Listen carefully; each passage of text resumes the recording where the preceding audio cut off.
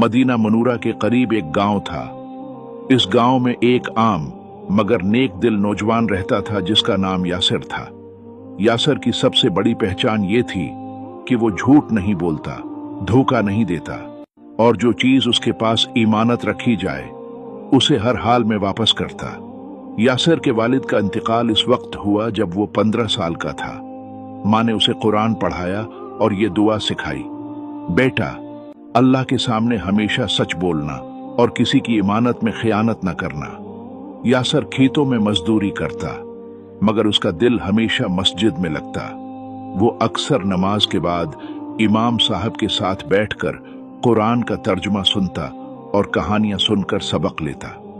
आजमाइश का पहला दरवाजा, एक दिन गांव में खबर फैली कि एक बड़ा ताजिर अब्दुर्रहमान मदीना से गुजर रहा है और उसे भारी सामान किसी उमानतदार के पास रखना है। गांव के लोग फौरन यासिर का नाम लेने लगे। अब्दुर्रहमान ने यासिर को बुलाया और कहा, मेरे पास सोने के सुके और कीमती कपड़े हैं। मैं कुछ दिन मदीना जा रहा हूं, ये सब तुम्हारे पास इमानत रखता हूं। यासिर ने कहा, इत्मीनान रखें, अमानत अल्लाह की गवाही के साथ आपके पास वापस पहुंचेगी।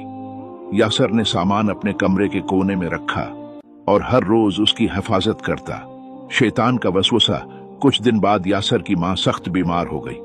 हकीम ने कहा कि फौरी दवाई चाहिए वरना खतरा है। यासिर के पास पैसे नहीं थे। उसके दिल में शैतान ने वसवसा डाला, अब्दुर्रहमान के सोने में से एक सुका ले लो, बाद में वापस कर देना। यासिर ने दरवाजा बंद करके गहरी सांस ली।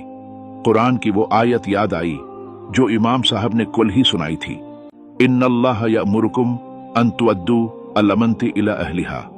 बेशक अल्लाह तुम्हें हुक्म देता है कि अमानतें उनके हकदार को लौटा दो। यासिर के हाथ लर्ज गए। उसने सोचा, अगर मैंने एक सिक्का भी लिया तो मैं अल्लाह के हुक्म की खिलाफ वर्जी करूंगा।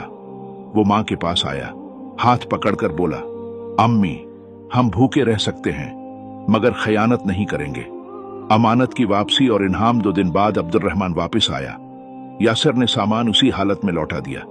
अब्दुर्रहमान ने आंखों में आंसू लिए कहा, बेटे मैंने ये अमानत तुम्हें आजमाने के लिए दी थी।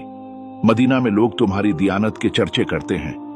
उसने थैले से एक लिफाफा निकाला जिसमें सोने के सिक्के थे और कहा, यह तुम्हारा हक है क्योंकि तुमने अल्लाह की रिजा के लिए अमानत की हिफाजत की। यासिर ने सिक्के लेने से पहले मां की तरफ देखा। मां ने सिर हिलाकर कहा, बेटा ये रिस्क है जो अल्लाह ने हलाल रास्ते से दिया है। यासिर ने अल्लाह का शुक्र अदा किया। उस दिन से वो गांव का सबसे मोतबर शख्स बन गया। लोग अपनी अमानतें, अपने मसाइल और अपने राज उसके पास रखते।